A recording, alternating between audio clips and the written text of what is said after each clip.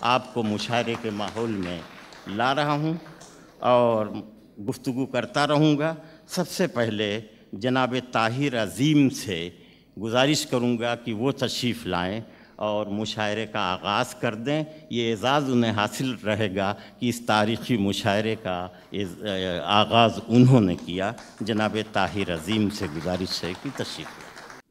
خواہشوں کی بادشاہی کچھ نہیں، خواہشوں کی بادشاہی کچھ نہیں، دل میں شوق کج کلاہی کچھ نہیں، دل میں شوق کج کلاہی کچھ نہیں، کیوں عدالت کو شواہد چاہیے، کیوں عدالت کو شواہد چاہیے، کیا یہ زخموں کی گواہی کچھ نہیں،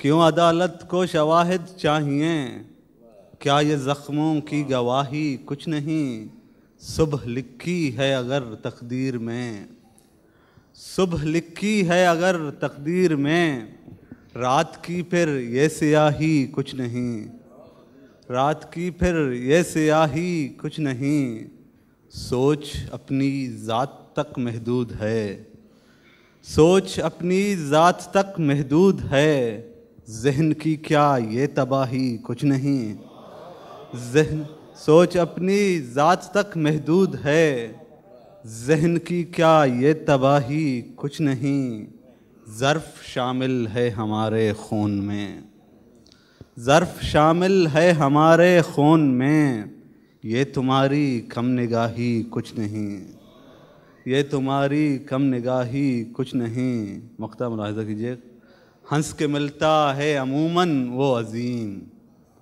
ہنس کے ملتا ہے عموماً وہ عظیم، اس طرح جیسے ہوا ہی کچھ نہیں، خواہشوں کی بادشاہی کچھ نہیں، دل میں شوق کج کلاہی کچھ نہیں۔ بڑی نواز۔ بہت اچھے۔ طاہر عظیم صاحب نے ایک بڑا پیارا شعر دیا کہ کیوں عدالت کو گواہی چاہیے، کیا یہ زخموں کی گواہی کچھ نہیں۔ دراصل ہمارے غم، ہمارے صدمات اور ہمارے احساسات کے زخم ہمارے سینوں میں رہتے ہیں، اور وہی زخم جو ہیں وہ کبھی کبھی شعری پیکر میں ڈھل جایا کرتے ہیں۔ فراز نے ایک بار کہا تھا کہ دیکھو یہ میرے زخم ہیں، دیکھو یہ میرے خواب تھے، دیکھو یہ میرے زخم ہیں، دیکھو یہ میرے خواب تھے، دیکھو یہ میرے زخم ہیں، میں نے تو سب حساب جاں برسر عام رکھ دیا۔